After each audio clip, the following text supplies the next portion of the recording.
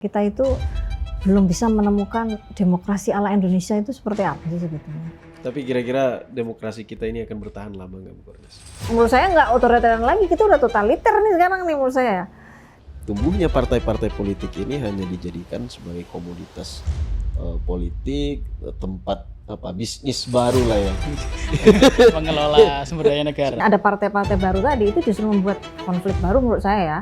Partai politik sudah tidak mempertegas identitas ideologisnya, tapi lebih kepada personal. Memang lama-lama partai politik ini memang bukan representasi masyarakat. Turun reses itu tidak juga memberikan pendidikan politik, mereka justru memberikan penguatan bagaimana tetap dipilih dan dilihat oleh pemilihnya gitu.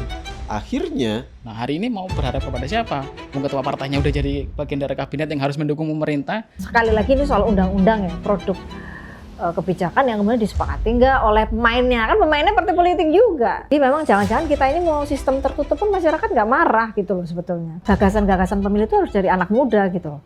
Saya tetap percaya bahwa anak muda itu punya kekuatan untuk mempengaruhi itu.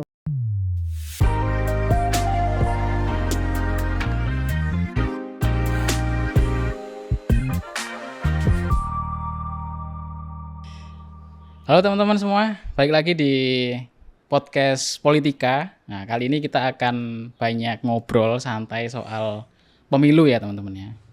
Seluk-beluk pemilu dan demokrasi lah kira-kira. Nah jadi untuk menemani saya gitu ya, dan juga Mas Fatah sebagai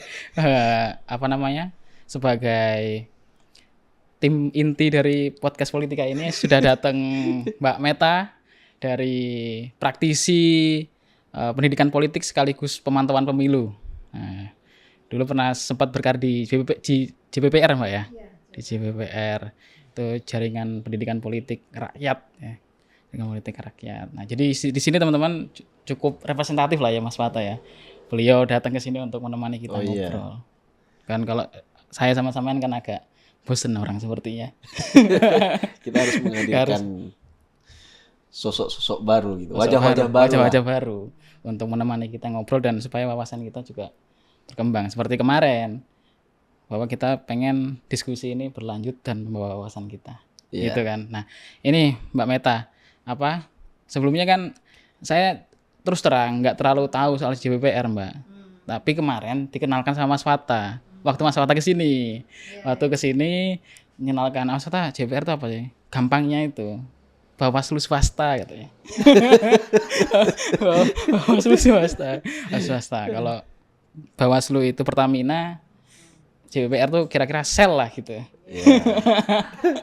Yang kualitasnya mungkin bisa dipertaruhkan gitu lah. Iya, pasti. Independensinya itu yang paling penting. Yang paling penting kan. Dan jangan juga menarik Mbak Meta, kemarin Mas Fatah juga cerita kalau sebelum berangkat ke salah satu dapil di Sumatera, beliau juga sempat di JPPR untuk melakukan verifikasi faktual waktu itu. Jadi dan partai umat lagi. Partai baru. Kesempatan partai baru kan itu sepertinya sangat menarik kan.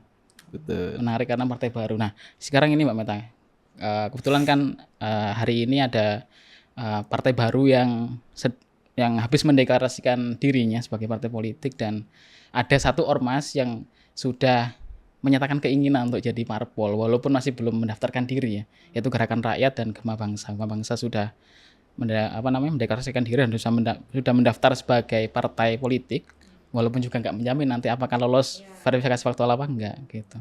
Nah, Mbak Meta melihatnya itu sebagai bagian dari kemajuan demokrasi kita karena semakin banyak partai politik yang mewadahi kepentingan masyarakat, atau ini malah sebenarnya kemunduran dari ya bisa dibilang institusionalisasi partai politik kita yang ternyata dianggap tidak mampu memfasilitasi walaupun sebegitu banyak partai politik ya Mbak ya. 2024 ada 18 partai nasional, belum lagi partai Aceh. Nah Mbak Meta ngelihat itu gimana? Ya, jadi sebetulnya kalau bicara soal pendirian partai ya, sebenarnya kita ini kan giroh berpolitiknya cukup tinggi ya. Jadi anak muda hari ini atau mungkin dibilang itu bukan anak muda ya, tapi mungkin orang-orang yang sebetulnya sudah punya pengalaman gitu loh. Tapi kemudian dia mendirikan ya salah satu asosiasi baru lah. Partai itu kan bagian dari asosiasi baru kan. Bagaimana kemudian dia bisa menyalurkan niatnya atau mungkin hasrat berpolitik gitu. Tapi saya sih melihatnya sebagai sebuah apa ya, euforia saja gitu. Dan memang belakangan saya lihat pendirikan partai itu bukan bagian dari memperjuangkan sesuatu yang sungguh-sungguh, tapi sebetulnya justru malah jadi kayak semacam persekutuan aja. Jadi kayak bikin bisnis gitu loh. Gimana sih kita punya partai gitu. Jadi partai itu justru malah menjadi salah satu cara lain untuk mengenalkan diri, tapi kemudian basicnya tuh bukan yang kalau dulu kan zaman 1955 atau pas reformasi, orang kan memang partai karena melihat ada sesuatu yang bermasalah gitu. Kalau sekarang ini justru kayaknya berangkatnya dari elit, dari pribadi gitu, pribadi orang yang pengen memang mendirikan partai karena dia merasa mampu, dia merasa punya jaringan gitu. Tapi belum tentu bicara soal grassroots-nya. Bagaimana kemudian orang-orang tuh memang pengen menyalurkan gitu loh aspirasi kepada partai tersebut. Nah itu kan yang patut dipertanyakan. Tadi juga disampaikan ya soal bagaimana misalnya nanti ke depannya verifikasinya gitu. Kan belum berangkat ke situ ya, dia baru deklarasi. Mungkin sudah Kemenkumhamnya sudah terdaftar. Kan kalau bicara di 2024 juga banyak ya partai-partai yang sudah terdaftar. Kemudian sampai lolos kan juga cukup 2 kali lipatnya kalau nggak keliru. Jadi yang mendaftar 170, yang terdaftar, yang keterima kan hanya berapa? 40 atau berapa kemarin verifikasi awalnya. Kemudian sampai yang terbarunya kan 18 ya, ditambah 5 di partai politik lokal Aceh. Nah tentu ya kalau dibilang bagaimana prospek ke depan, saya kira ya ini menjadi salah satu euforia saja, tapi tidak kemudian mampu untuk memperbaiki proses demokrasi kita.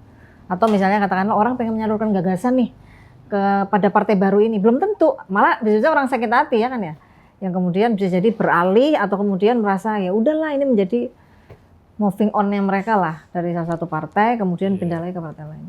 Gitu sih Mas Hasim. Iya. Nah, kalau tadi ngomong soal ini apa? Kayak sejenis usaha gitu. Berarti kita kan nggak salah ketika mengimani Dan Slater gitu kan bahwa partai politik itu hanya untuk mendapatkan apa namanya? Sumber daya dari negara gitu. Betul. Gimana Mas Fata melihat itu? Itu kan kemarin sempat saya tulis itu, bahwa munculnya partai-partai politik ini, kalau kita, ya saya menganalisis satu konten video Bu Kornas dari Partai Gema Bangsa. Di video deklarasinya itu ada 2.400 komentar pada tanggal 19. Saya analisis sentimen masyarakat itu terhadap video deklarasi itu. Sekitar 87% itu sentimen negatif. Nah, masyarakat itu menolak. Artinya masyarakat mempertanyakan apa sih fungsi partai politik. Jadi tidak hanya berkaitan dengan partai baru ini. Secara umum mereka mempertanyakan apa sih fungsi dari partai politik. Kok yang lama aja saya ini merasa jenuh, bosan, tidak mewakili, merepresentasi kepentingan publik gitu. Sudah ada partai baru gitu. Kemudian mereka juga diasosiasikan Bu Kornas, yang sering muncul kata-kata korupsi, kemudian kata-kata rasa ketidakpercayaan publik kepada partai baru dan elit politik Bu Kornas. Jadi di sana itu partai diasosiasikan sebagai ruang-ruang atau tempat orang-orang melakukan tindakan-tindakan koruptif gitu. Sangat negatif gitu. Nah ini mungkin persis seperti yang disampaikan Bu Kornas tadi gitu, bahwa tumbuhnya partai-partai politik ini hanya dijadikan sebagai komoditas politik, tempat bisnis baru lah ya. Mengelola sumber daya negara. Mengelola sumber daya negara gitu. Jadi mereka publik di TikTok itu mengatakan ini sumber daya negara, uang negara, dana negara ini hanya dihabiskan untuk operasional partai-partai baru ini. Jadi persepsi publik udah ke sana gitu. Nah, makanya pentingnya adanya electoral threshold itu Bu Kornas. Sehingga tidak semua partai politik itu masuk. Ini pentingnya sistem kepartaian, sistem pemilu ya kan, membatasi partai-partai politik baru masuk ke lingkaran-lingkaran parlemen itu atau pusat-pusat pemerintahan, pusat-pusat birokrasi. Karena ketika partai-partai baru ini masuk semua tanpa adanya batas parlemen itu, maka dana-dana pemerintah atau sumber daya negara ini habis hanya untuk diberikan pengelolaan partai-partai politik ini Yang gitu juga kan. nggak tahu Iya. kejelasannya Dan bagaimana. tidak tahu ini fungsinya untuk apa gitu, untuk pendidikan politik atau tidak gitu Iya, kan. iya. Mungkin ini perlu kita pertanyakan juga ke Bu Kornas gitu. Terkait apa terkait apakah partai-partai baru ini sudah melakukan fungsinya sebaik Fungsinya. mungkin gitu. Apalagi banyak partai-partai baru itu bermunculan menjelang pemilu, 1 tahun menjelang pemilu, bahkan beberapa bulan menjelang Pemilu. pemilu. Kapan mereka melakukan kaderisasi, rekrutmen gitu. Ini kan apa ya? Semakin tidak jelas. Semakin nggak ini, jelas dan gitu semakin ya. bingung juga kita Semakin sebagai bingung. pemilih kan, Betul. Mbak Meta. Saya pikir itu. Mungkin saya tambahkan mungkin dari Mas Fata tadi, Mbak. Nah, kalau kata Mas Fata tadi kan di beberapa pemilu kita kemarin itu kan partai politik itu bahkan ada yang nggak tahu, Bu, sebelum mendaftar itu kan kita nggak tahu, dan bahkan sebelum rilisnya KPU juga kita nggak tahu partai politik baru yang akan masuk. Mungkin kemarin Partai Umat ya, yang di akhir-akhir menjelang pendaftaran itu deklarasi Pak Amin Rais waktu itu salah satu yang mengawangi kan, Mbak Meta. Nah, hari ini kan agak lama ini, bahkan 2026 yang orang memprediksi bahwa tahun politik akan dimulai tahun 2027, ternyata sekarang udah mulai bergeliat ini. Nah, tadi untuk ini Mbak Meta supaya partai politik ini nggak kemudian, kalau kata Mas Fata tadi kan ada beberapa image negatif itu Mbak. Ada image negatif dari masyarakat, korupsi yang nggak ada gunanya, sama aja sama partai-partai sebelumnya gitu. Terus apa yang sebenarnya harus mereka lakukan Mbak Meta, khususnya dalam, kalau secara konstitusional kan partai politik punya kewajiban memberikan pendidikan politik kira-kira gitu, dari uang yang didapatkan dari sumber daya negara. Nah, untuk menuju pemilu biar nggak hanya bersifat euforia gitu Mbak Meta, itu apa yang sebenarnya perlu dilakukan oleh partai politik baru ini Mbak? Sebenarnya kalau partai politik baru ini kan mengenalkan tuh sebenarnya sekarang kan medianya banyak ya. Mau dengan media sosial, mau kemudian dia dengan mendatangi aras-aras lokal yang kemudian mereka tahu ya lokasinya di mana gitu. Tapi kan yang memang harus kita pertanyakan sebetulnya mereka membentuk partai baru ini apakah di tingkatan kabupaten kota, tingkatan daerah itu memang sudah ada juga gitu loh. Itu kan perlu dari sekarang juga saya kira bisa ya di mapping. Artinya kalau hanya mendirikan sebatas nasional saja ya itu bukan partai sebetulnya gitu loh. Kalau partai politik itu kan ya ada mungkin ya partai politik yang mungkin sekarang ini karena banyak banget kepentingannya kan ya dia akan membentuk itu dengan ya tidak harus sampai ke daerah. Tapi kan kita butuhnya nanti verifikasi kan ada. Iya, Dan betul. kemudian seharusnya dari sekarang mereka sudah mengenalkan, tapi saya nggak yakin gitu kekuatan-kekuatan itu bisa dengan mudah diwujudkan.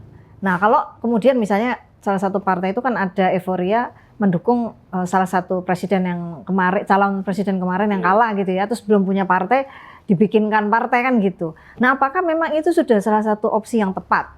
Bisa dari sekarang mereka bikin partai, apa sebetulnya justru malah katakanlah calon yang kemarin itu bergabung dengan partai yang sudah lama saja gitu, tapi yang kemudian memang benar-benar secara kontrapolitik atau mungkin secara ya deal-dealannya itu lebih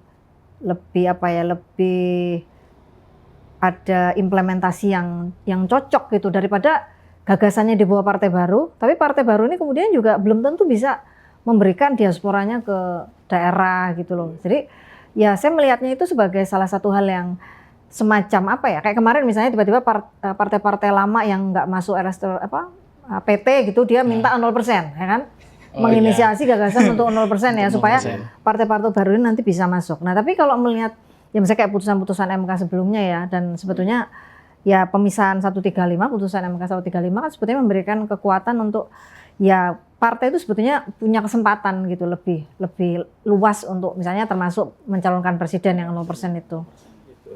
Tapi kan kalau kita ngelihat dari konsolidasi parlemen sekarang yang lebih konsolidatif, saya justru melihat PT itu akan lebih naik signifikan gitu. Kalau kemarin 4 dan itu sudah digugat ya kemarin ya, tidak boleh kan harus antara range-nya itu bisa 2 sampai 4 misalnya harapannya ya.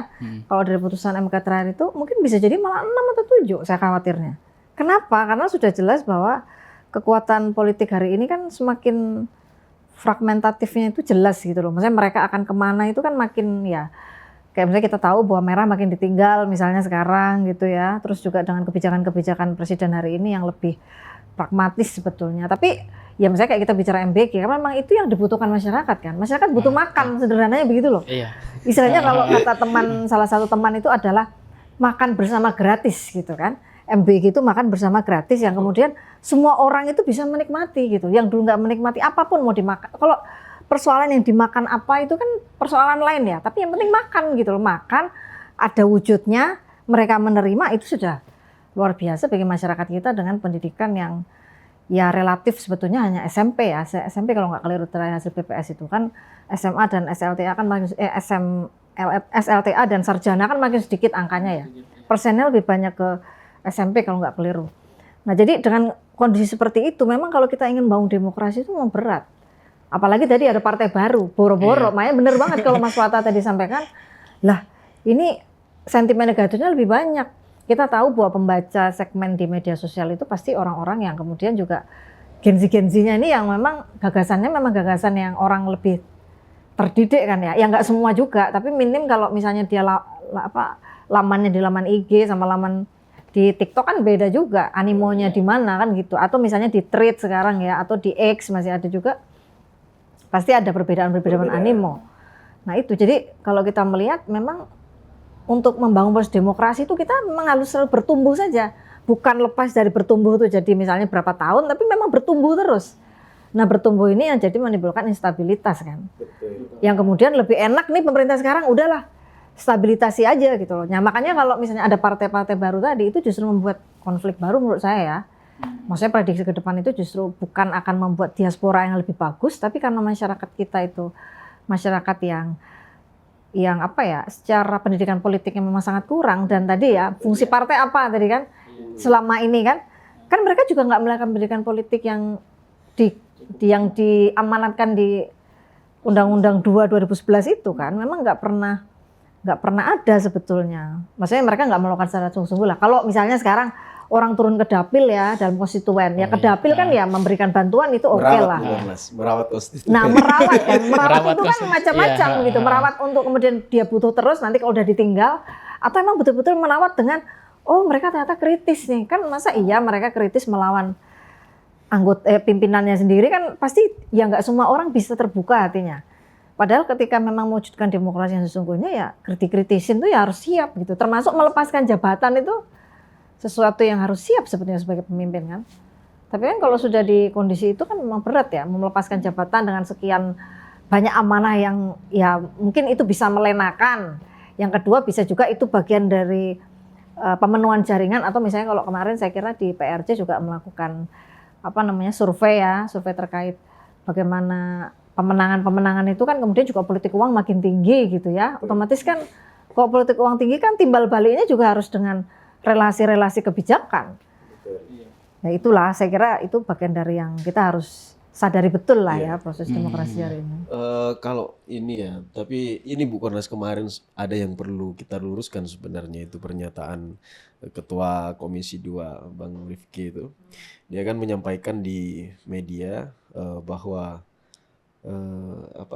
ada beberapa klaster pemilih kita dan klaster pertama itu dia menganggap bahwa dari hasil-hasil survei yang dia baca gitu di setiap daerah itu sekitar 70% masyarakat itu memilih karena uang. Nah, itu yang sebenarnya ingin kita luruskan bahwa dari hasil-hasil survei kita sendiri itu pun mungkin secara parsial kita ambil di beberapa di Bengkulu, kemudian di Sumatera Utara, di Sulawesi Utara gitu ya. Ya beberapa itu sebenarnya kisaran 4% orang memilih karena uang, bukan Mas?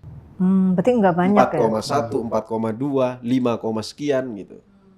Ya, tapi ketika Pilpres kemarin itu sekitar 53%-an kalau nggak salah itu. Itu karena? Bukan 53%-an, 30%-an lah. 30%. Karena uang itu 30%. Memilih karena ya mereka bukan pertanyaannya bukan ini pertanyaan apakah alasan memilih apa gitu. Iya. Itu. Kemudian kalau bicara ini Bu Kornes, kalau saya pribadi itu ya melihatnya partai-partai politik baru ini sebenarnya banyak tantangannya. Tidak hanya sekedar dia harus melewati beberapa fase, dia kan harus dikenal dulu, diketahui dulu oleh publik gitu kan. Itu yang pertama. Kedua, kemudian setelah diketahui publik, dikenal publik, bagaimana publik memilih, bukan memilih dulu, tapi bagaimana publik itu Menyukai, memiliki keterikatan dan menyukai partai tersebut gitu. Nah itu yang susah di kita gitu. Kenapa? Kalau tidak punya diferensiasi politik yang jelas, justru partai politik ini ditinggalkan. Apalagi pemilih itu secara identitas kepartaiannya tidak memiliki keterikatan yang kuat dengan partai-partai politik yang ada. Bentuknya ya kita bisa membaca inilah apa namanya partai ID. Itu sangat kecil. Kalau hasil-hasil survei kita itu kisaran 9 sampai 14%-an. 9, 10, ya 14 itu. 14%-an. 14%-an sangat kecil. Dibandingkan dulu mungkin tahun 2004-an ya, Mbak. Itu masih 53%-an tuh. Nah, setelah itu Betul. pasca itu sudah Nah sangat itu tragis sebenarnya. iya. Kalau beberapa hasil riset yang dilakukan, baik itu dilakukan siapa namanya Fossati, kemudian dilakukan mungkin peneliti-peneliti dari luar gitu ya, termasuk Aspinall gitu. Dia menyatakan bahwa efek dari proporsional terbuka, sistem politik, sistem kepemiluan itu sendiri sebenarnya yang apa namanya memiliki dampak masyarakat itu gini. Sejak diberlakukan sistem proporsional terbuka, afiliasi pemilih terhadap partai politik itu semakin kecil, Bu Kornas. Kenapa?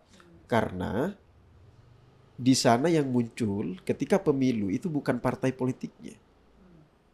Partai politik sudah tidak mempertegas identitas ideologisnya, tapi lebih kepada personal dari calonnya.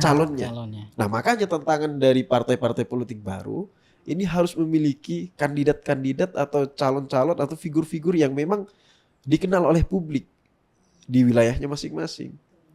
Persoalan sekarang, orang-orang kuat itu sudah berada di partai-partai yang sudah lama gitu. Figur-figur yang kuat berada di partai-partai lama gitu. Nah ini salah satu tantangan yang realistis lah bagi partai politik, yang pragmatis juga gitu. Jadi pemilih hari ini tidak memiliki keterikatan yang jelas dengan partai politik. Gitu. Ini kata siapa Fossati itu mengalami enlightenment. Enlightenment itu dalam politik pemilih itu mulai ada pergeseran yang sangat besar. Ya, yang sebelumnya terikat dengan atau terafiliasi dengan partai politik tertentu ini sudah mulai tidak gitu. Itu termasuk mungkin PDIP. PDIP sendiri kan mulai mengalami pemerosotan inilah pemilihnya gitu. Saya pikir itu Bu Kornas. Jadi karena sistem pemilu ini berpengaruh terhadap ini identitas dari pemilih, keterikatan pemilih dengan partai. Gitu. Dan sebetulnya kan sistem proporsional terbuka ya, ini kan sudah cukup hampir 5 kali ya, 5 kali pemilu ini kalau terakhir kalau nggak salah 2004 ya, habis itu 2009 sudah terbuka ya, proporsional terbuka. Nah tapi kan kemudian ketika kita mengevaluasi dan kemudian katakanlah mengembalikan kepada tertutup ke depan ya, ini kita masih bicara sistem ke depan ini kan potensi-potensinya ada kan, maksudnya mau kembali ke tertutup juga mungkin, tapi kan ketika kita bicara kembali ke tertutup, apakah ini solusi gitu? Artinya kalau terbuka tadi kemudian partai makin gak dikenal sebetulnya, tapi mengandalkan calon aja, misalnya calonnya memang sosialita atau influencer atau selebgram gitu kan, mungkin memang sekarang karena yang dilihat lebih kepada lookingnya, kepada appearance awalnya, nah penampilan awalnya kan orang kemudian lebih banyak memilih itu, padahal sebetulnya kalau kita lihat belum tentu kemudian dia akan membuat sesuatu untuk partai. Jadi sebenarnya partai ini bisa jadi memang di proses sekarang ini kan mati partai itu ya. Dalam artian kalau ya nama partainya ada. Tapi sebetulnya kan ketika ya itulah efeknya ketika sekarang di Senayan nih, gagasan yang dibawa kan bukan gagasan yang memang sebetulnya representasi rakyat gitu. Meskipun demokrasi kita memang demokrasi representasi sebetulnya kan nggak ada demokrasi langsung kan. Demokrasi kan sebetulnya representasi kan.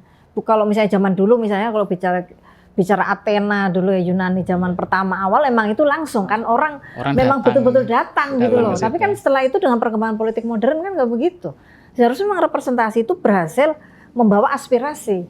Tapi kita kan sudah berapa kali pemilu ternyata kan justru malah makin terbelakang ya. Artinya pemilih makin terugikan, elit makin untung gitu loh. Ini kan bukan yang kita kehendaki dan saya kira founding fathers kita juga nggak pengen kondisi Indonesia kita seperti ini kan. Dan ya tadi apakah kemudian kita akan mempertahankan sistem proporsional terbuka atau kemudian mungkin kalau dengan beberapa gagasan masyarakat sipil adalah ya apa namanya campuran, tapi kan itu juga menurut saya justru malah akan mengeliminir sesuatu hal ya. Artinya kan pilihan tertutup dan terbuka ini kan sebenarnya tegas, tertutup atau terbuka. Tapi memang dengan bangsa yang majemuk dan heterogen seperti kita, memang pilihan-pilihan itu mungkin tidak bisa disamaratakan. Tapi campurannya juga belum tentu sebagai solusi yang baik gitu, karena belum pernah dicoba, itu satu. Terus yang kedua, kalau bicara kembali ke tertutup, berarti kemudian harus ada kontrak politik atau koalisi-koalisi, misalnya kalau bicara dari ormas ya, tapi ormas sekarang kan juga sebetulnya representasi kedekatan ke pemerintahnya sekarang juga cukup lekat, jadi agak sulit misalnya kalau misalnya betul-betul tertutup, masyarakat sipil ini mau kemana gitu loh, untuk kemudian memberikan gagasan dan kemudian memberikan aspirasi-aspirasi yang jelas gitu. Tapi terbuka, tadi yang seperti Mas Wata katakan, sudah jelas bahwa terbuka itu ya memang peran partai makin minim, peran calon yang tinggi, dan kemudian ada sesuatu yang dibawa oleh dia kan gitu. Nah ini harus menjadi PR kita lah, kurang 4 tahun lagi lah ya, ini kan 2026 ya, 2007, 2008, atau 2009 ya, 2029 gitu ya kan, ramenya udah 2028 kan, tahapan pemilu sudah dari 2028 gitu ya, tentu ya kita punya tugas lah saya kira semua orang untuk bisa mengingatkan proses ini.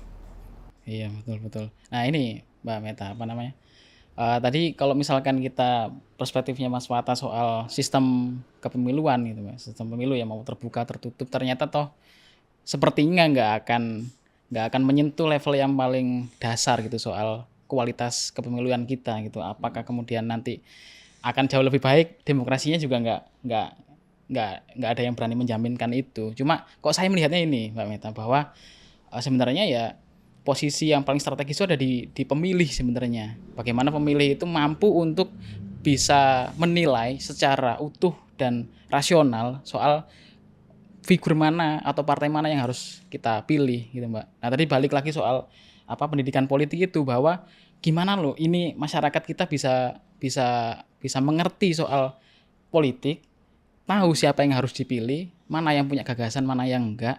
Kalau pendidikan politiknya enggak ada. Tapi kan kita lihat hari ini kan kayak ini Pak Meta, bahwa literasi politik Gen Z ini kan sudah cukup terfasilitasi dengan adanya sosial media misalnya. Kita lihat kan pasca pemilu kemarin ada kayak gerakan-gerakan yang tidak terduga, misalnya kayak Agustus September itu yang meluas sampai kemana-mana demonya kan. Ya walaupun dulu pernah terjadi, kok sepertinya konstelasinya agak berbeda gitu Mbak, antara yang Agustus 25 kemarin Mas Hatta dengan demo-demo sebelumnya.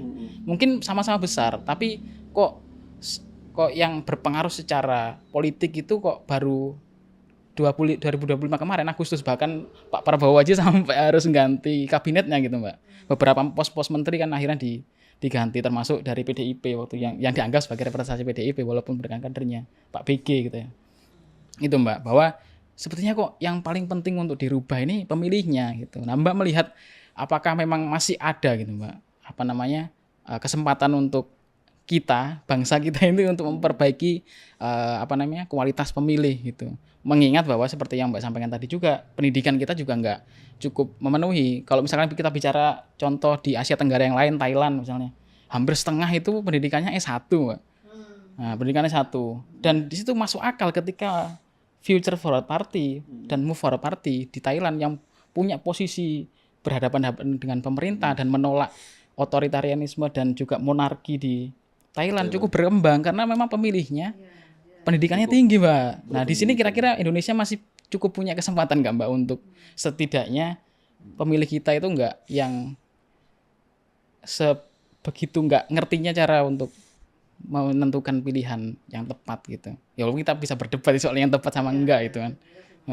Ya pemilih ini kan sebetulnya kalau punya kesempatan enggak, kita pasti harus optimis punya ya kesempatan. Tapi memang sekarang kalau kita bicara sejarah saja ya, ini kan juga ada upaya-upaya, misalnya soal 98 kemarin juga mau diubah ya sejarahnya kan. Misalnya kalau kita kemarin kita lihat ada diskursus soal perubahan-perubahan itu ya. Artinya tuh ya sekarang yang paling mudah dibaca itu emang dari kan media sosial ya, atau kemudian ya jarang lah dari buku babon, atau ya kita lebih enak bikin flyer orang baca gitu. Tapi kan di Iya. situ sumbernya dari mana kan sekarang bisa macam-macam kan. Iya. Bukan berarti Nah, kalau betul. dulu kan kita jelas literaturnya orang didapat dari meneliti, kemudian orang bisa membaca dan hasilnya jelas kok ini karena ini by riset gitu. Kalau sekarang kan nggak seperti itu. Nah, tantangan kita sebetulnya memang membuat mereka ini makin paham dengan kondisi konstelasi politik yang terbaru seperti apa. Kalau saya lihat ya, kalau di daerah-daerah itu misalnya ya dengan pendidikan relatif terbatas, mungkin bukan di nasional ya, tapi di level lokal, itu kan sebetulnya mereka makin apatis ya. Kalau kita lihat gagasan-gagasan politik itu ya, apa yang mereka butuhkan yang saat itu saja gitu loh. Tapi bukan yang Betul. apa ya istilahnya kayak membangun gagasan, visi misi. Iya, visi Waduh misi, itu ya. jauh banget itu sepertinya.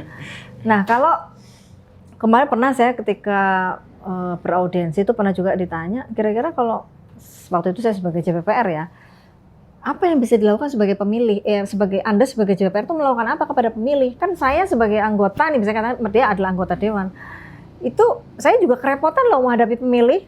Tahu-tahu ternyata pemilih ini meminta uang atau meminta sesuatu nominal yang lebih gitu. Terus saya harus gimana? Masa saya mengiyakan, tapi kalau mereka nggak milih saya, berarti kan mereka cerdas, karena mereka sudah mempunyai rate sendiri ya, rate-nya untuk memilih itu mereka juga tahu. Lah, terus saya berpikir ya lah sebetulnya mereka seperti itu kan juga karena ada pemicunya kan. Betul. Jadi karena kita pemicunya. ya sekarang kalau bicara pemilih itu mereka harus seperti apa kan?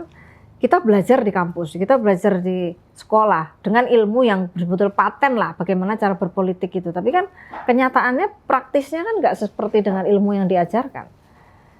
Nah ini kan agak membalik-balikkannya itu yang agak berat ya untuk melihat kok teorinya begini, hasilnya begini, kok ternyata harus begini. Praktek yang dilakukan partai nggak seperti ini. Partai katanya lembaga demokrasi, ternyata yang dilakukan otokrasi misalnya dalam proses regenerasinya mereka juga kan memang terbawa kulturnya Jawa kan. Jawa itu kan feodalismenya kuat, orang Iya, yang betul. lebih dituakan atau orang yang punya sumber daya sesuatu yang jauh lebih maksudnya diberikan ruang gitu loh dibanding orang-orang yang memang berpotensi tapi kemudian memang yang bisa dilakukan saya kira ya gagasan-gagasan pemilu itu harus dari anak muda gitu loh. Saya tetap percaya bahwa anak muda itu punya kekuatan untuk mempengaruhi itu. Kalau kita bisa 2024 kan jelas juga kan bagaimana pemilih anak muda itu larinya ke presiden kita sekarang kan Iya, itu betul. fakta betul kan. Saya kira di PRT juga pasti risetnya sama ya bahwa Gen Z itu anak muda yang waktu itu proporsinya berapa ya kemarin? 53% atau berapa ya di pemilih yang di 2024 kemarin kan rata-rata juga ke 02 kan. Nah, artinya sebetulnya mereka punya harapan itu kepada 02 dengan mewujudkan banyak hal. Tapi kan mereka juga sebenarnya kecewa hari ini. Nah, mungkin kekecewaan itu yang kemudian kemarin 2025 terletup di bulan Agustus itu ya 2026, 2027 ini kemudian juga harus dirawat dengan ingatan-ingatan ya apakah kebijakan itu sesuai enggak dengan kemauan mereka apa tidak. Kalau misalnya pemerintah ya dalam artian petahana berhasil memberikan counter wacana yang cukup efektif menuju 2029, ya saya kira dia bisa terpilih kembali kalau menurut saya ya. Karena kan itu gagasan yang memang mereka inginkan. Gen Z itu kan akan melihat ya masih kalau dari ya risetnya terakhir yang Mas Burhan ya, itu kan juga sebenarnya bagaimana posisi Gen Z kan jelas bahwa ya bisa jadi mereka sudah tidak ingat soal bagaimana kekejamannya 98, 99 Bukan sebelum. tidak ingat, tidak baca mungkin. Mungkin tidak baca. Atau memang literatur sekarang memang Iya. dibuat memang jauh berjarak dari itu gitu. Iya betul. Jadi komplasen demokrat katanya Pak Kan Burhan. kebersamaan demokrat kan. Nah itu kan juga sesuatu hal yang istilahnya di generasi kita milenial ya atau di generasi sebelumnya yang baby boomer sudah berusaha tidak seperti itu, tapi ada terputusan itu yang dibuat oleh rezim misalnya ya. Ini saya nggak berpraduga, tapi mungkin bisa jadi ada sesuatu yang kemudian apa sih yang mereka inginkan di 2029 yang bisa kemudian terpilih kembali selain kemudian kebijakan itu pasti. Tapi kan kita bicara juga secara kondisi internasional, kondisi ekonomi kita yang sebetulnya diambang batas gitu ya, dan kemudian harga emas yang turut naik, itu kan sesuatu fakta-fakta yang kita nggak bisa memungkiri bahwa bisa jadi mereka mengatakan pemerintahan kita gagal, bisa jadi ya. Maksudnya itu anak-anak proporsi pemilih itu bisa jadi begitu. Tapi kalau pemilih-pemilih yang di tingkatan aras-aras lokal, saya kira nggak berpikir ke sana ya. Maksudnya mereka masih kepada kebutuhan hari itu apa, selesai di situ saja sebetulnya. Jadi ya kalau mereka ingin dicerdaskannya kapan ya sebenarnya dari sekarang bisa, tapi apakah berefek elektoral nanti di itu ya saya nggak yakin sebetulnya ya, karena ya itulah kemungkinan itu sangat terjadi dan itu sangat berpengaruh dengan bagaimana pola pendekatannya pemerintah hari ini untuk itu menggalang itu, termasuk misalnya sekarang Kementerian Dikdasmen itu kan juga banyak kemajuan-kemajuan ya soal pendekatannya ke siswa. Nah ini kan juga bisa jadi apa ya istilahnya warisannya rezim kan. Oh ternyata puas nih. Ini soal pendidikan ya, karena pendidikan kan semuanya menerima kan dan kemudian ya relatif baik lah secara performa gitu. Ya terlepas ya kalau misalnya bicara kementerian-kementerian yang lain mungkin juga ada hal-hal yang orang nggak suka atau orang yang kemudian kurang setuju. Tapi ini kan proporsi mana yang lebih besar secara pemberitaan, kemudian efek langsung ke masyarakatnya, dan ditambah misalnya sekarang dengan ya kita juga kehilangan sivil Islam menurut saya ya. Sivil Islam berarti kita ini kan representasi Muslim ya sebetulnya. Tapi bagaimana kemudian Muslim ini juga mengorganisir dirinya menjadi sebuah kekuatan. Kekuatan apa ya? Bukan selalu jadi oposisi, tapi bagaimana dia juga berdiri membela kaum yang lemah gitu loh. Saya tuh berharap sebetulnya ya sebagai seorang Muslim tuh ya kita nggak cuman untuk diri kita sendiri, tapi bagaimana kita melihat kemungkaran umat tuh gimana gitu. Ya ini kalau proporsi pemilih kan macam-macam kan. Apalagi kalau misalnya di JPPR itu kan pemilihnya kan segmennya jelas gitu. Maksudnya berbasis Islam di tingkatan Islam moderat, Islam tradisional, atau kemudian misalnya juga teman-teman yang di NGO, pelaku-pelaku itu kan sebetulnya juga bagian dari aktivis semua, yang sebetulnya juga mereka ingin perubahan yang berarti lah. Sederhananya sejahtera itu kan nggak harus misalnya level 1 sampai 10 nggak harus pada level 6 atau 7, bisa jadi 3, 4 sudah bagus. Tapi mungkin ini sekarang bisa jadi kesejahteraan masih 2 gitu ya. Kapan naiknya kan gitu loh. Ya kurang lebihnya gitu. Dan apakah itu dipikirkan? Nggak tahu juga. Ya itu maksud saya ya itu. Apakah partai politik kemudian berpikir sampai ke situ kan kita kan juga nggak tahu Mbak ya. Apakah partai baru juga akan berpikir sampai ke level itu?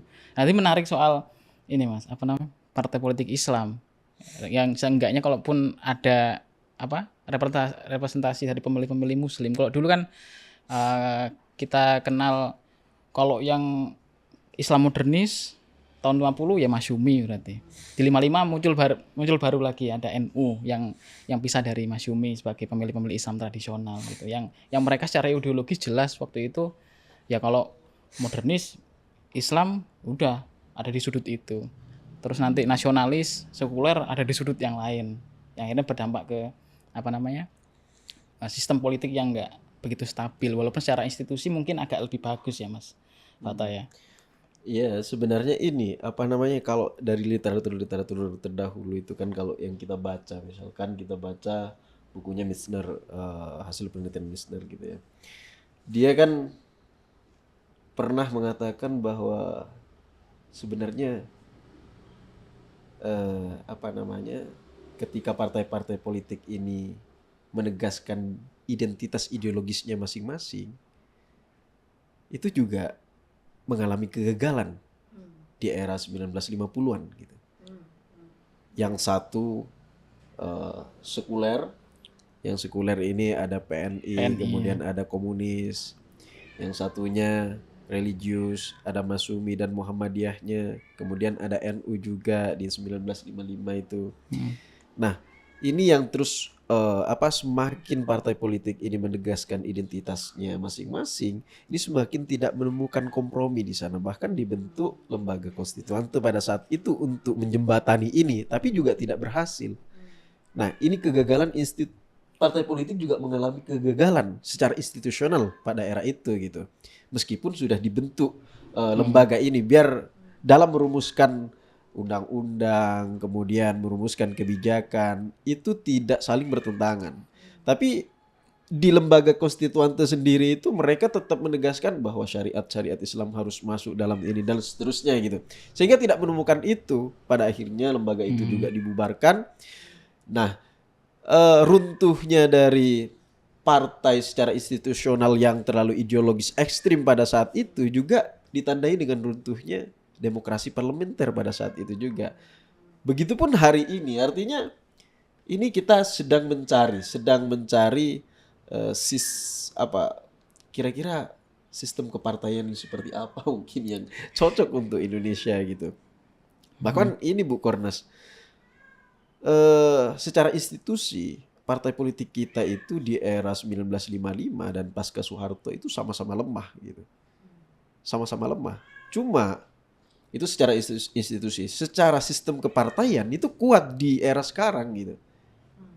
Dia melakukan kompromi, kemudian koalisi. Jadi tidak mengganggu stabilitas pemerintahan. Tapi di era 1955 itu justru mengganggu stabilitas pemerintahan, tidak menemukan kecocokan dalam merumuskan kebijakan itu pada saat itu gitu. Karena saling ini ya, apa namanya, benturan tersentral, ideologinya itu. benturan ideologinya sangat ekstrim. Itu yang dikatakan sentrifugal dan hari ini itu sentripetal kata Michener itu kan. Iya. Nah, itu Sudah mulai ke tengah sudah semuanya. mulai ke tengah.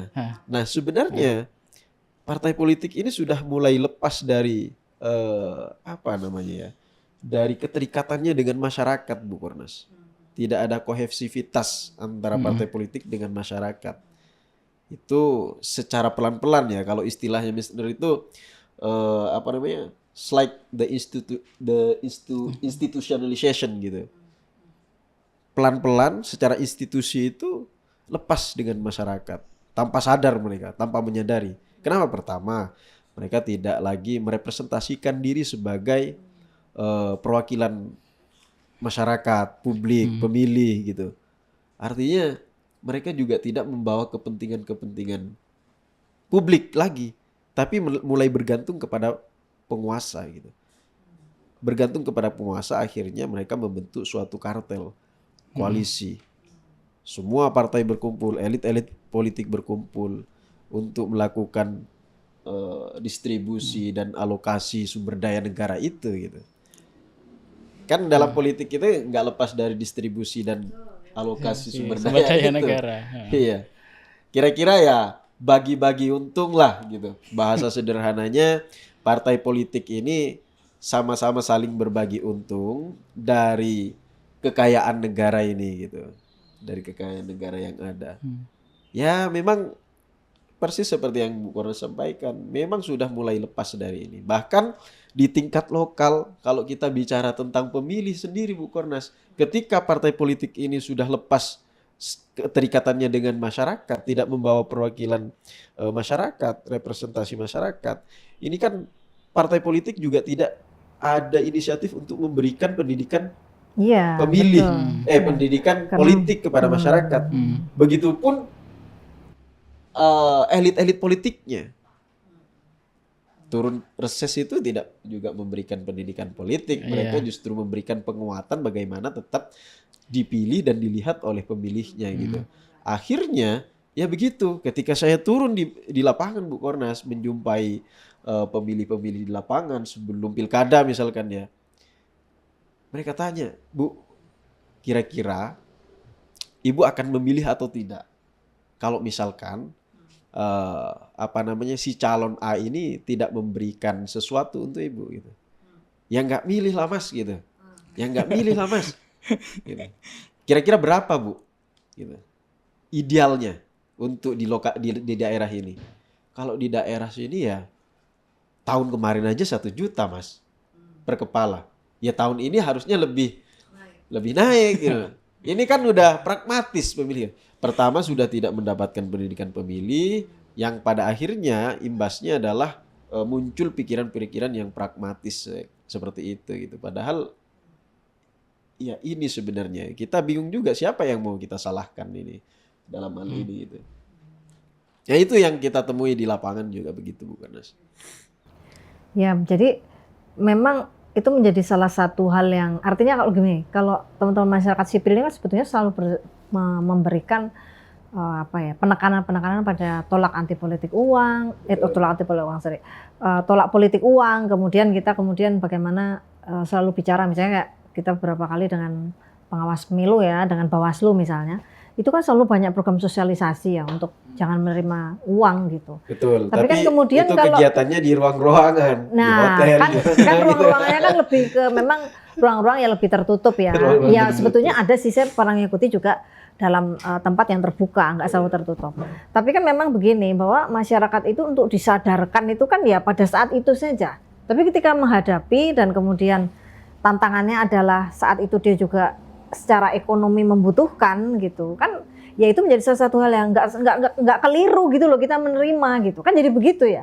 Nah kalau saya memang soal pembagian uang itu sebetulnya yang harus dikuatkan memang seharusnya pengawasnya gitu. Jadi seberapa sebetulnya pengawas bisa menindak itu ya di situ kunci poinnya. Karena setiap calon itu pasti sekarang ya, apalagi nanti 2029, pasti orang kan cenderung memberi sesuatu gitu. Tapi bagaimana memberi itu, tapi kemudian katakanlah memang ada hal yang dilegalkan ya. Bukan berarti saya melegalkan politik uang. Tapi lebih kepada bahwa karena itu memang sesuatu yang diterima dan memang kenyataannya juga masyarakat dalam proses hari ini itu juga melihat sesuatu bukan suatu hal yang tabu gitu loh, malah justru dinanti. Wajar. Nah ini kan kita juga kalau kita mau bicara selalu tolak-tolak terus, itu kan memang kayak apa ya, nggak mungkin gitu, sesuatu yang impossible gitu. Kecuali beberapa segmen tertentu yang memang misalkan katakanlah ada sebuah desa yang memang sudah mendeklarasikan anti politik uang ya, tapi kan jumlahnya juga relatif tidak banyak. Nah kalau saya sih lebih ke depannya ya, saya kira kalau soal nominal uang atau kemudian bagaimana mereka memberikan sesuatu itu harus dikuatkan pada pengawasnya. Jadi bagaimana kemudian secara kewenangan pengawas pemilu, aparat penegak hukum itu memang dikuatkan secara fungsi dan kemudian bagaimana bisa menangkap itu tidak harus TSM gitu. Ini kan kemarin kan menangkap kalau menurut pengawas pemilu kan harus TSM ya. Dulu, Nah ini TSM ini yang agak berat. Nah mendingan kalau satu udah tangkap tangan kayak KPK lah. KPK nangkap lewat di apa namanya OTT gitu aja udah bisa jadi tersangka gitu. Kenapa kemudian 2029 kita nggak menerapkan itu gitu. Tapi kan sekali lagi ini soal undang-undang ya, produk kebijakan yang kemudian disepakati nggak oleh pemainnya, kan pemainnya partai politik juga. Kalau kemudian mereka tidak menyepakati ya kan sebagai penyelenggara negara baik KPU atau Bawaslu kan kemudian juga mempunyai kewenangan yang terbatas. Mereka kan sebetulnya hanya sebagai pelaku undang-undang kan. Maksudnya itu mereka pelaksana undang-undang yang kemudian ya sudah kalau kondisinya undang-undangnya begitu kita mau bagaimana kan gitu loh. Nah kecuali misalnya ya kalau masyarakat sipil kan advokasinya lagi-lagi JR misalnya ya ke MK dan sebagainya. Tapi kan juga sekarang nggak terlalu efektif juga bukti dari hasil JR itu ya menurut saya. Tapi nggak tahu nih dengan pergantian hakim MK yang baru ini apakah makin bagaimana MK-nya kita juga nggak tahu ya, karena kan cukup polemik juga kan hakim MK yang baru yang belum lama ini kan akan menggantikan yang akan pensiun gitu. Nah ini kan salah satu fenomena baru yang bisa jadi nanti akan berkontribusi untuk 2029 menurut saya dengan putusan-putusan hakim MK nanti. Apakah kemudian ya dia akan lebih pro, misalnya kayak sekarang ini kan masih ada Prof Saldi misalnya kita harapkan ya, kemarin ada Prof Arief. Nah besok gimana gitu, apakah kemudian dengan representasi sekarang tuh bisa mengawal aspirasi masyarakat yang kayak misalnya putusan 135 lah, saya harus katakan ya putusan 135 itu sebagai sebetulnya upaya baik meskipun memang berat ketika diimplementasikan oleh pembuat undang-undang ya, memang berat, tapi kan ya gimana kan kita juga harus membuat sesuatu hal yang sifatnya apa ya secara konstitusi ya, kalau ada dibilang orang menabrak konstitusi, tapi kan itu juga suatu hal yang boleh menjadi bagian dari perubahan lah, meskipun mungkin tidak dilakukan secara ideal sebagaimana putusan itu ya. Tapi minimal kan ada yang dilakukan untuk perbaikan. Gitu. Iya, kemarin itu dari mana? Mahasiswa UIN Sunan Kalijaga masalah yang mengajukan JR itu ke mana? Mahkamah Konstitusi soal apa namanya? Presidensial threshold apa ya? Gitu. Nah, ini Mbak, apa namanya? Tadi kan sebenarnya putusan-putusan MK hari ini itu kan sudah mulai sepertinya kok memberikan angin segar gitu. 10% 0% apa namanya presidensial threshold juga 4% parliamentary threshold juga konstitusional cuma sampai 2024. Itu kan ya walaupun di putusannya kan menganggap bahwa 4% kan terlalu tinggi gitu. Seharusnya kan ada di bawah itu kan seharusnya. Tapi kan kembali lagi itu kan ada di wewenang pembuat undang-undang Mbak, lagi-lagi di legislatif gitu. Apakah mereka mau untuk memberikan ruang yang jauh lebih luas kalau kata Mas Fata tadi untuk partai-partai yang lain untuk masuk ke parlemen, itu kan juga apa namanya menjadi tantangan tersendiri juga. Apakah mereka akan bersekutu ya kayak bersepakat untuk menurunkan dari parliamentary threshold yang 4% itu, atau malah akan meninggikan, walaupun sebenarnya putusan itu sebenarnya pengen itu diturunkan, atau bahkan ada partai politik yang mau itu dihilangkan gitu. Nah, Iya, Mbak iya. melihatnya apakah dengan kondisi yang seperti ini, dengan kondisi pragmatisme politik kok ya semakin nggak karu-karuan gitu di Indonesia gitu, Mbak. Apakah dari putusan-putusan itu apakah kemudian akan memberikan sesuatu penyegaran terhadap kondisi politik kita gitu ya, beberapa putusan-putusan MK itu, dan apakah nanti ada komitmen itu dari parlemen kita untuk menaati setidaknya putusan MK itu dengan kondisi yang sekarang ini? Ya setidaknya gini yang paling kita bisa melihat ya, memang kita nggak akan pernah bisa menduga elit itu apa yang kemudian akan diputuskan dari proses-proses yang kemudian sedang berlangsung. Kayak misalnya sederhananya begini, kemarin kita sempat mikir pimpinan di DPR cuman Bu Puan ya, ketuanya Bu Puan. Kemudian sekarang ada pergantian MK, ternyata tiba-tiba perempuan nih yang ditaruh di situ. Yang menjadi pimpinan DPR sekarang ini kan penggantinya calon hakim MK ini kan perempuan. Ya kita cukup bisa mengapresiasi ya, wah ini salah satu langkah elit yang ya kemudian merepresentasikan perempuan ada di sana. Tapi kan ternyata hal-hal seperti ini kan dorongannya mereka sendiri kan. Artinya bukan dorongan dari, ya kita sudah lama ingin kemudian ada representasi yang muncul di misalnya katakanlah di lembaga dewan yang kemudian itu perempuan ada gitu. Perempuan tuh ada di situ. Tapi kan itu bukan serta-merta usulan yang kita mengusulkan diterima, kan enggak. Tapi ketika kepentingannya ketemu, ya oke lah ini perempuan gitu. Nah misalnya bicara keterwakilan perempuan di 2024 kan seperti itu juga. Sudah jelas ada upaya untuk lebih melonggarkan partai politik untuk bisa mencalonkan perempuan lebih sedikit gitu loh. Kalau lihat di yang pencalonan di PKPU kemarin ya, PKPU 10 itu kan seperti itu, kemudian sudah digugat oleh teman-teman masyarakat sipil, dan seharusnya KPU memperhatikan itu, tapi kan sudah selesai ya proses pencalonannya, jadi memang itu akan berlaku di 2029. Nah kalau kita melihat memang soal keterwakilan perempuan itu sendiri, ternyata kemarin ketika ada kondisi seperti itu justru naik 22% angkanya. Oh iya, 2024. Iya kan? Nah ini kan berarti juga ada political will yang kemudian dipikirkan juga oleh para elit, tapi kemudian enggak, ya tadi yang saya katakan, memang enggak serta-merta itu kemauannya kita juga. Ternyata memang elit punya rencana sendiri yang bisa jadi kita hanya dilihat, tapi ya mana ketika perlu. Jadi aspirasi atau gagasan tuh ya tadi yang dikatakan Mas Wata, memang lama-lama partai politik ini memang bukan representasi masyarakat, tapi bagaimana kemudian kepentingan mereka bertemu, terkonsolidasi, kemudian atau misalnya katakanlah sekarang sempat wacana permanen misalnya ya, tapi juga sesuatu yang masih bisa diperdebatkan. Nah itu kan juga salah satu hal yang muncul sebagai ya proses gitu loh, proses yang terjadi. Tapi kemudian memang kekuatan ini jauh lebih dimiliki oleh kekuatan eksekutif dan legislatifnya. Nah misalnya tadi apakah bisa ada harapan dari MK membuat keputusan-keputusan? Saya kira sangat bisa kok, masih sangat bisa. Tapi ini nggak tahu ya nanti pasca 2026 ini akan seperti apa setelah pensiun ya hakim MK yang sebelumnya. Nah kita harus melihat dulu gitu loh konfigurasi sosial politiknya, kebijakan DPR-nya. Bahkan kalau kelakar-kelakar yang muncul ini hanya dari lantai tertentu yang di Senayan nih yang bisa memberikan kebijakan gitu ya. Kan kelakar-kelakar orang juga seperti itu. Nah ini yang perlu diperhatikan saya kira ya ke depan. Memang nggak boleh selesai memang ya, nggak boleh selesai masyarakat sipil ini nggak boleh diem tuh nggak boleh gitu sama sekali. Memang harus selalu memberikan dorongan-dorongan, atau masyarakat misalnya ya harus bergerak gitu. Ya kalau tidak saya kira memang ya disparitasnya akan makin jauh Mas Wata ya atau Mas Hasim.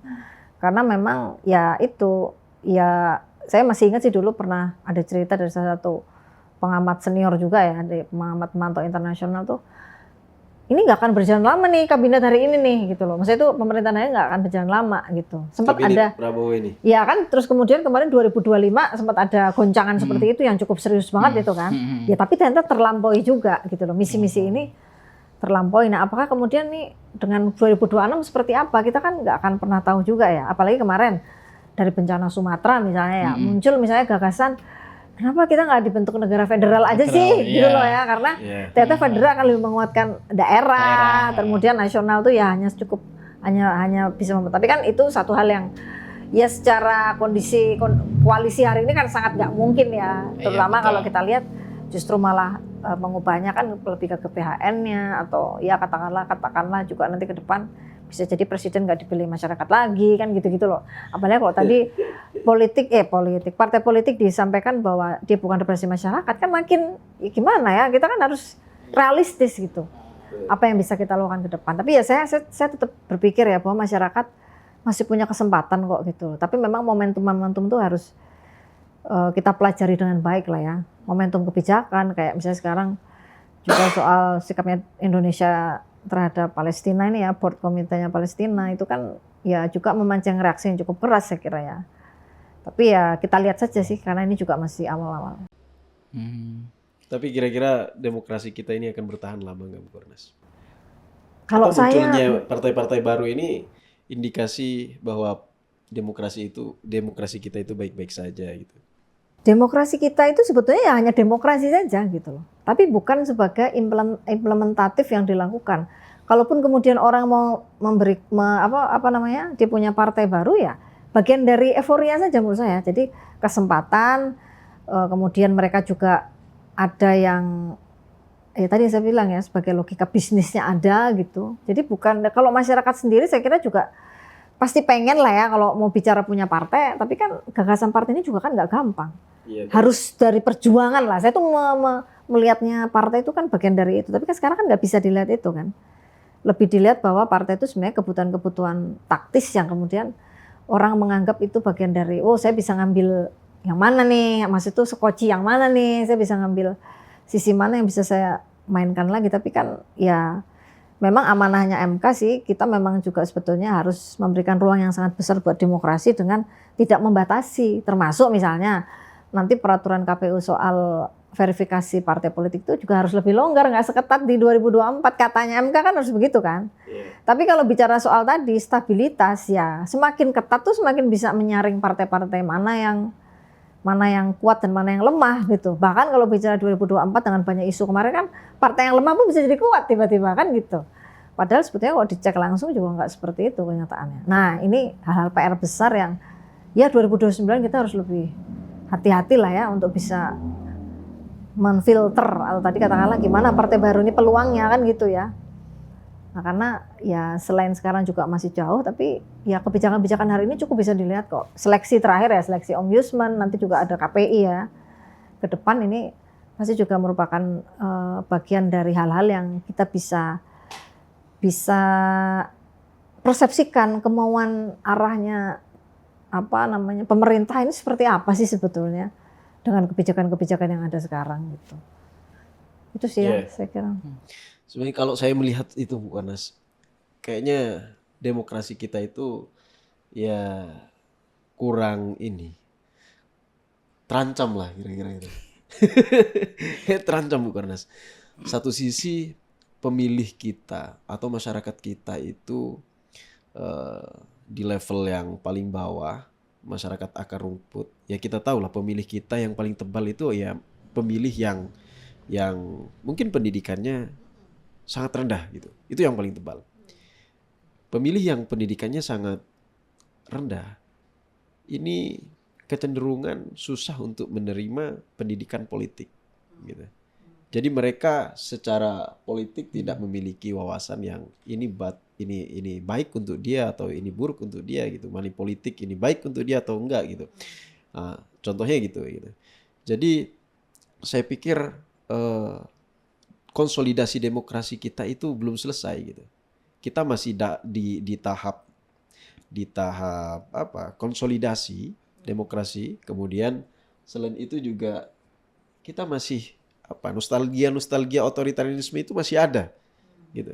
Dan kembali ke sana masih ada. Kenapa? Karena masyarakat kita dengan tebalnya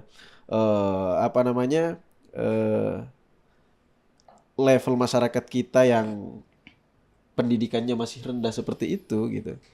Ini cenderung susah menerima apa yang baik buat dia gitu.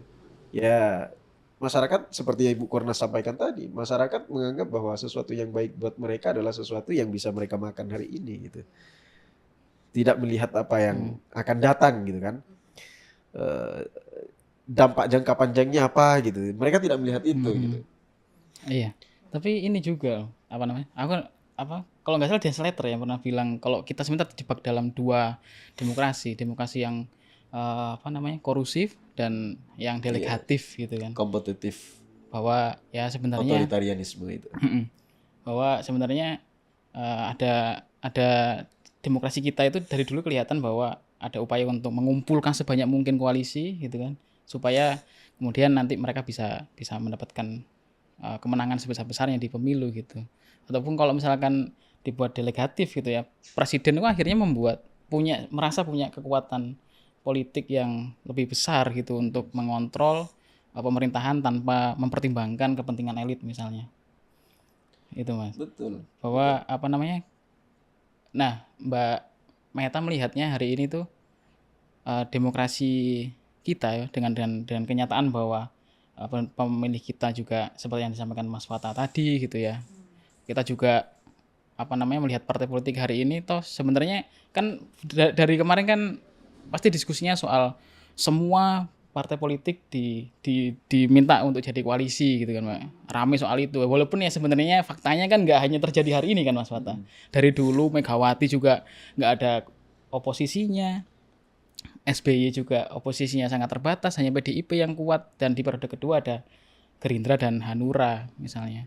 Jokowi juga sama gitu kan. Waktu itu mungkin Gerindra dan PKS yang paling getol di periode pertama, dan di periode kedua toh semuanya melemah. Gerindra masuk masuk ke koalisi gitu ya dengan representasi Pak Prabowo sebagai seorang ketua umum partai dan masuk sebagai Menteri Pertahanan waktu itu. Nah, sepertinya kan kok ya bahwa demokrasi itu ada, tapi kan secara berjalannya positif enggak ini sih sebenarnya Bu Mbak Meta gitu, bahwa ada harapan enggak bahwa demokrasi kita itu bukan hanya sekedar ada gitu, tapi bukan sekedar demokrasi gitu, prosedural atau bahkan adanya pemilu, ada penurunan demokrasi gitu.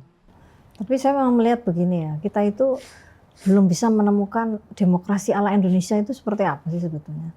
Artinya kan kita selama ini selalu mengadopsi gagasannya Barat, kita terapkan demokrasi liberal nih di Indonesia, mau liberal ya, tapi kan sebenarnya yang kita lakukan bukan liberal kan, demokrasi tradisional lah kita itu. Belum bicara demokrasi liberal. Kalau liberal itu benar-benar semuanya ya gagasan yang memang tidak dibatasi oleh apapun. Kalau kita kan katakanlah orang bisa menguasai yang oposisi jadi nggak oposisi, kan itu bukan demokrasi sebetulnya. Karena demokrasi kan harus ada oposisi dan kemudian ada yang memerintah kan gitu ya. Logikanya kan harusnya dalam demokrasi kan ada oposisi kan. Tapi kan ya ternyata kalau dalam sisi kita itu kan nggak bisa begitu. Jadi kalau orang Jawa bilang tuh ewoh pakewuhnya masih ada. Enak nggak enaknya itu kemudian ya muncul dari orang yang kemudian sekarang memerintah. Masa iya nggak diajak? Nah parahnya yang diajak ini juga akhirnya mau gitu loh. Artinya kan seharusnya kalau dia bertahan dengan, ya misalnya kalau sekarang kan memang jelas ya yang kemudian yang oposisi kan Partai Merah misalnya. Tapi kan Merah ini kan juga mempunyai konflik sendiri secara internal kan, bahwa kemarin juga sempat mau bergabung juga di kabinet misalnya. Tapi kan kemudian belum jadi karena ada beberapa pertimbangan. Nah ini kan hal-hal lain yang harusnya kita sebagai pelaku demokrasi ya, terutama sebenarnya kalau pelaku demokrasi kan terutama Demokrat itu ya seorang partai politik, semua yang jadi elit itu kan semua kan bisa jadi politisi, negarawan, harapannya kita kan begitu. Tapi kenyataannya kan untuk mengimplementasikan itu juga nggak gampang. Jadi kalau tadi dibilang prosedural ya prosedural memang cukup di situ aja. Tapi mungkin kita perlu mengenalkan bahwa demokrasi kita memang demokrasi ala Indonesia yang nggak bisa kemudian diterapkan di Thailand misalnya. Demokrasi diterapkan misalnya di Jerman misalnya, atau sekarang yang disorot juga Venezuela misalnya. Nah ini kan salah satu hal yang kita nggak bisa gitu loh, punya hal yang sama gitu dengan mereka. Bahkan saya kemarin juga sempat berdiskusi ya, jadi memang jangan-jangan kita ini mau sistem tertutup pun masyarakat nggak marah gitu loh sebetulnya. Iya. Artinya tuh ya sistem terbuka ini kan katakanlah parpol mulai ngeluh ya, karena calon akhirnya juga mengamplifikasi dirinya, partai juga ditinggal, ada yang bilang begitu ya. Tadi saya kira Mas Fata juga sampaikan ya kondisi-kondisi yang real soal bagaimana basis lokal partai sekarang yang kemudian juga nggak punya loyalitas ideologinya lagi gitu. Nah jadi yang paling penting memang sekarang yang bisa dilakukan apa ya, terus tumbuh menjadi warga yang kritis gitu loh. Ya memang jadi susah kalau bicara tadi ya, yang di tingkat lokal ya, kritisnya mau gimana. Ya mungkin sederhananya kalau dia punya masalah atau dia kemudian punya sesuatu yang terimplikasi langsung harga beras misalnya naik, ya harus bilang gitu loh. Bukan harga beras naik, ya udahlah naik, kan gitu ya. Ya kita kalau bilang harga beras naik, kita protes ya bilang kok harga beras naik, harga cabai naik, ya gitu aja udah. Tapi kan ini bagian dari sesuatu hal yang muncul dari keluhan-keluhan masyarakat yang memang ternyata mereka nggak bisa nih begitu. Nah, kan itu yang akan nanti diikuti pemerintah kan. Oh ini masyarakat ngeluh nih, praktisnya seperti ini gitu. Jadi pendidikan politik itu ya diberikannya kepada hal-hal yang langsung bersentuhan saja. Bukan yang muluk-muluk soal aku pengen pemimpin yang kayak apa sih gitu. Ya itu kalau Gen Z itu wajar lah. Aku pengen pemimpin yang ya udahlah menyediakan wifi apa ya, banyak sih pasti. Tapi menurut saya yang paling mungkin ya itu. Dan kita perlu kayaknya kita sudah waktunya lah ya 27 tahun reformasi. Kalau tadi dibilang juga kita kayak kembali ke otoritarian ya. Emang kita sudah menurut saya nggak otoritarian lagi, kita udah totaliter nih sekarang nih menurut saya ya. Kita udah totalitarian gitu karena kalau bicara totalitarian itu kan indikasinya jelas bahwa semuanya terpusat kan. Eksekutif makin menguat terpusat dan perintahnya jelas gitu loh komandonya. Iya. Ini ya menjadi makin nggak sehat lagi. Tapi kita kan nggak mungkin. Nggak sembunyi-sembunyi bukan? Nggak sembunyi-sembunyi. Tapi kita kan nggak pernah kan dikatakan kita zaman otoritarian kan nggak ada yang bilang begitu secara tegas ya. Masih bilang bahwa ini demokrasi masih seperti itu. Padahal kan enggak. Berarti bukan lagi otoritarianisme kompetitif ini, sudah totaliter. Kalau saya sih kira begitu ya dengan beberapa diksi-diksi yang disampaikan pemerintah, bagaimana kemudian cara memperhatikan respon kepada masyarakat, ya itu kan salah satu indikator-indikator yang jelas tentang bagaimana model konfigurasi kebijakan yang sedang dibangun gitu. Nah, ini mungkin terakhir Mbak Meta. Jadi tadi nyinggung soal ini Mas, soal oposisi di dalam pemerintahan demokratis gitu. Kalau kemarin kan selalu debat soal presidensial itu nggak ada oposisi kan gitu kan. Selalu yang diperdebatkan di elit-elit kita itu bahwa presidensialisme itu nggak ada oposisi gitu. Tapi faktanya dalam demokrasi kita butuh ruang-ruang oposisi itu sebenarnya kan Mbak Meta. Nah hari ini kan sepertinya dengan besarnya dan gemuknya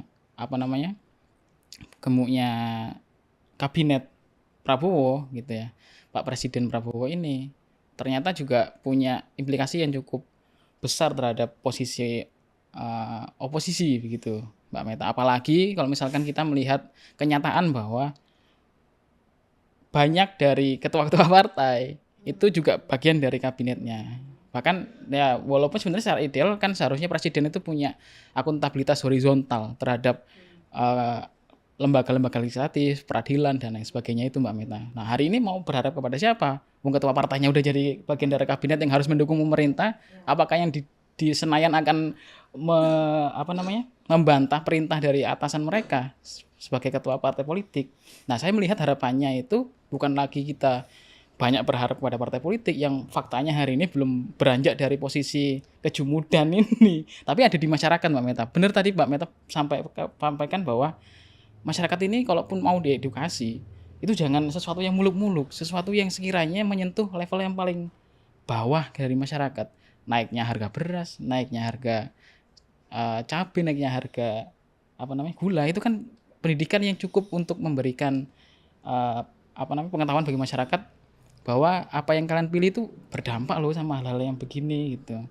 Nah hari ini tuh Mbak Meta melihat kekuatan sipil sebagai satu-satunya oposisi yang bisa diharapkan. Kalau misalkan kita lihat pola-polanya kemarin kan Mbak, beberapa demo-demo yang terjadi bahkan sejak zamannya Pak Jokowi itu kan ada kekuatan sipil sebenarnya sebagai check and balances gitu ya, ketika lembaga negara seperti legislatif itu nggak mampu untuk menjalankan itu ya karena mereka sudah ada di posisi kekuasaan gitu.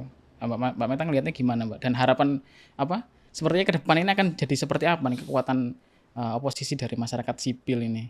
Apalagi Gen Z dengan kekuatan sosial medianya misalnya kemarin gitu. Ya peluangnya sih saya kira lebih peluang lewat organisasinya, itu organisasi yang sifatnya lebih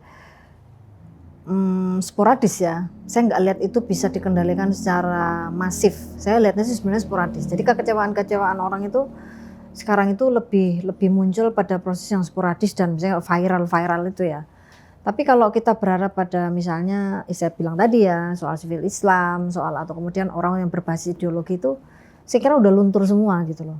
Sudah berat gitu loh untuk mengadvokasi lewat situ. Yang paling mungkin tuh ya tadi lewat hal-hal yang sifatnya pendekatan-pendekatan berbasis isu, atau misalnya tadi lewat media sosial, atau sekarang misalnya saya sempat dengar juga tuh ada Partai Rakyat Medsos gitu ya. Jadi PRM, Partai Rakyat Medsos, yang kemudian juga akan digagas gitu ya. Meskipun itu nanti lewatnya lewat dunia maya mungkin, tapi kan itu juga menjadi salah satu hal yang sangat mungkin terkoneksi satu sama lain gitu.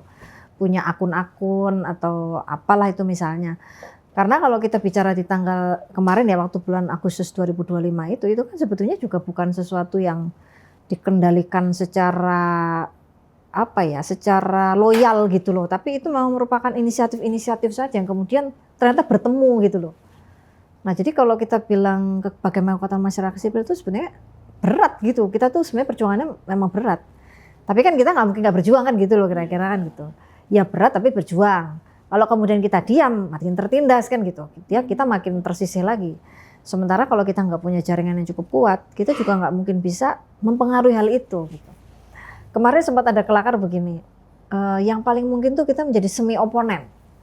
Ya, jadi semi oponen itu apa sih gitu ya? Ada teorinya Aspinall juga deh saya kira ya. Dulu 2010 itu saya baca tuh sama Greg Valley. Semi oponen itu kemudian memang meleburkan diri, tapi kemudian berpura-pura gitu loh.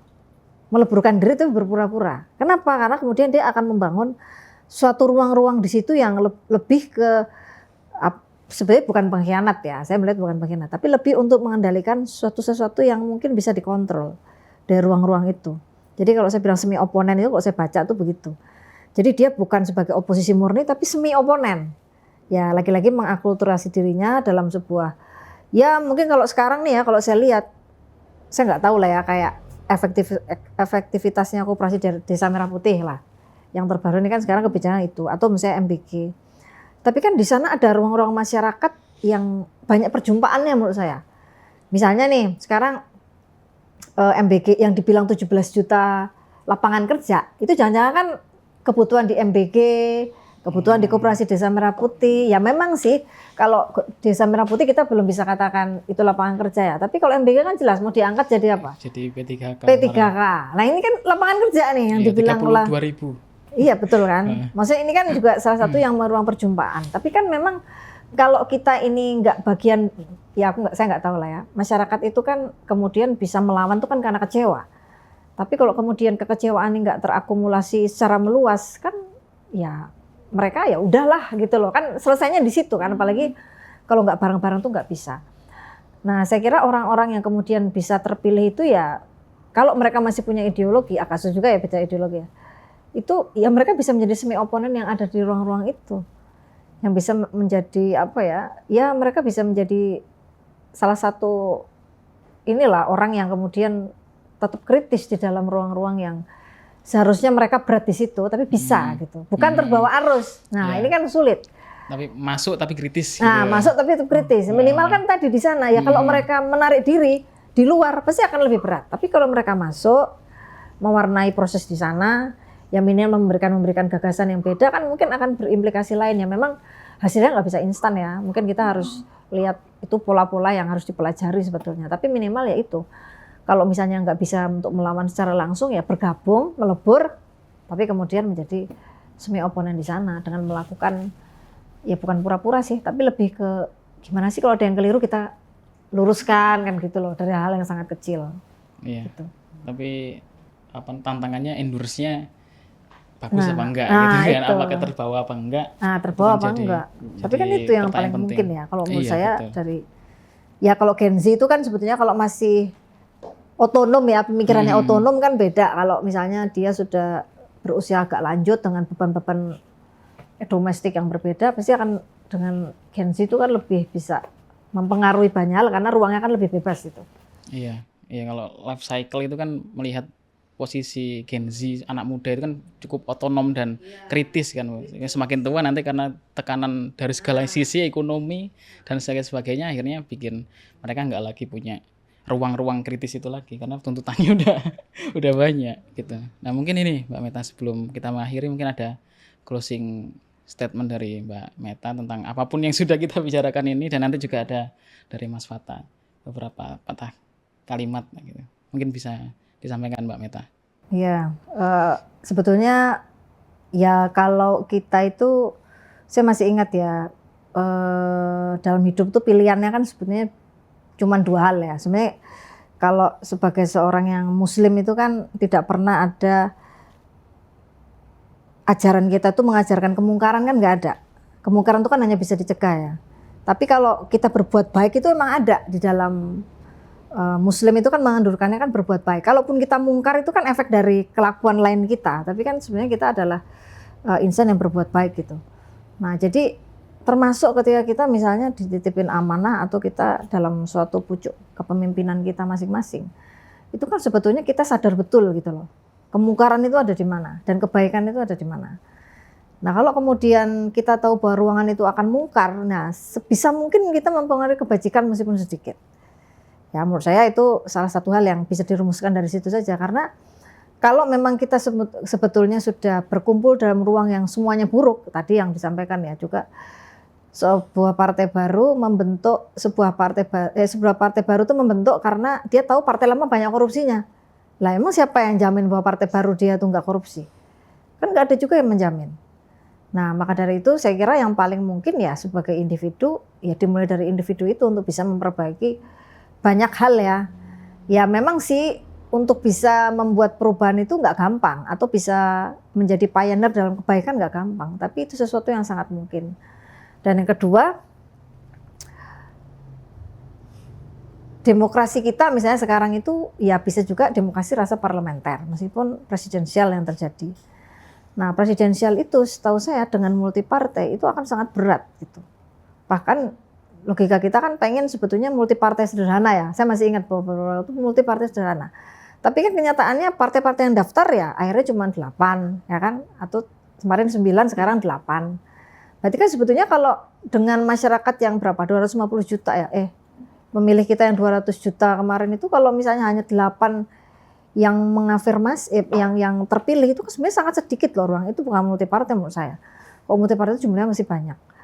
Tapi memang dengan gagasan-gagasan itu saya kira menjadi salah satu bukti nyata ya bahwa memang tadi yang disampaikan bahwa pergeseran-pergeseran soal ruang demokrasi itu menjadi salah satu hal yang nggak bisa terpungkiri lagi, bahwa masyarakat kita semakin jauh dari sisi pemahaman politiknya, bahkan kemudian partai politik kita juga tahu bahwa itu sesuatu yang nggak mungkin kalau bertahan dalam proses ideologi. Nah jadi kan yang menemukan antara parpol dan pemilih itu kan harus ada ruang di situ. Nah mungkin itu ruang-ruang yang harus kita isi gitu. Termasuk misalnya kalau ya kemarin di JPPR ya mengisi ruang itu yang paling mungkin saja untuk bisa ya mendekatkan itu. Kayak misalnya yang sederhana juga kemarin saya juga belum sampaikan ya, mengenalkan ke depan itu kedekatan antara partai politik atau calon itu dengan pemilih. Kan kemarin dengan serangkaian pemilu 2024 kan masyarakat bingung ya buka surat suara. Kan banyak banget calonnya. Yang mau dipilih mana? Makanya benar kalau tadi ada partai yang kemudian ternyata coblos partainya paling tinggi. Ya mungkin aja. Karena kan orang pusing gitu loh. Nah, masa kita mau kayak gitu lagi sih 2029 kan harapannya enggak ya. Pengennya kita ya udah kalau calon ya, makanya kalau masih sistem tertutup itu kan calonnya akan lebih sedikit kan. Atau calonnya mungkin nggak muncul di situ loh. Jadi tinggal partainya kan gitu. Daripada sekarang banyak orang juga orang nggak tahu gitu. Atau ya kalau tetap mau sistem terbuka ya bagaimana sebetulnya mendekatkan pemilih dengan partai tapi tanpa kemudian mengintervensi pilihan. Nah itu perlu itu untuk dijadikan PR di 2029. Itu aja sih. Oke, Mas Fatah ada saya nyambung soal demokrasi dan proporsional tertutup tadi ya. Bicara soal demokrasi yang kuat itu bergantung pada pemilih atau masyarakat yang memiliki pendidikan politik yang kuat juga, wawasan politik yang kuat juga. Nah, bagaimana cara masyarakat itu memiliki pendidikan atau wawasan tentang politik yang matang, yang kuat gitu. Itu bergantung pada partai yang ada hari ini gitu. Persis. Nah, bagaimana caranya partai-partai ini memiliki kedekatan antara pemilih dengan partai-partai, memiliki kedekatan antara partai dengan pemilih gitu. Ya caranya adalah kembali pada sistem tertutup menurutku. Dengan sistem tertutup itu, maka partai-partai akan berlomba-lomba mengenalkan dirinya kepada masyarakat, turun langsung kepada masyarakat. Kalau hari ini partai politik itu tidak memiliki kedekatan dengan pemilih. Kenapa? Karena ada Karena calon. sudah digantikan oleh calon-calon secara personal aja gitu. Figur gitu. Kedekatan pemilih itu dengan figur-figur tertentu di partai itu, sehingga mereka melupakan. Mereka tidak melihat dia partai apa gitu. Dia tidak mau tahu tentang partai gitu. Partainya. Yang dia tahu adalah Calon. sosok figur yang ada di partai itu. Saya pikir itu kembali ke proporsional tertutup gitu. Nah, itu dengan cara itu partai-partai politik berlomba-lomba untuk memberikan edukasi bahwa visi misi mereka adalah ini, identitas mereka adalah ini dan sebagainya. Saya pikir itu sih. Itu yang closingnya saya soal Iya. pemilu ya. Tapi masalahnya hari ini itu partai kita nggak suka pemilu, Mas. Buktinya apa, kepala daerah mau dipilih DPRD, ya kan? Mau mendekat gimana pemilu aja nggak suka gitu. Enggak. Kalau Pak Jawadian gitu. Kalau soal itu, partai politik ini nggak bakal mau Bu Kornas kembali ke proporsional tertutup. Kenapa? Karena kalau kembali ke proporsional tertutup, biaya-biaya kampanye, biaya-biaya politik itu ditanggung ketua Partai. partai. Ketua Bu partai. Kornas. Iya. Makanya nggak suka pemilu lah. Mungkin itu aja. Iya. Mbak Meta, terima kasih banyak udah Masih, Mas Hasim, Mas Fatah. nemani diskusi Iya. kami hari ini. Semoga nanti ada lain waktu kesempatan kita bisa ngobrol lagi gitu. Mungkin itu ya, Mas Fatah ya. Ya, Teman-teman semuanya. siap. Terima kasih, Kita Bu Kornas. ketemu lagi nanti Makasih di ya kesempatan semua. berikutnya.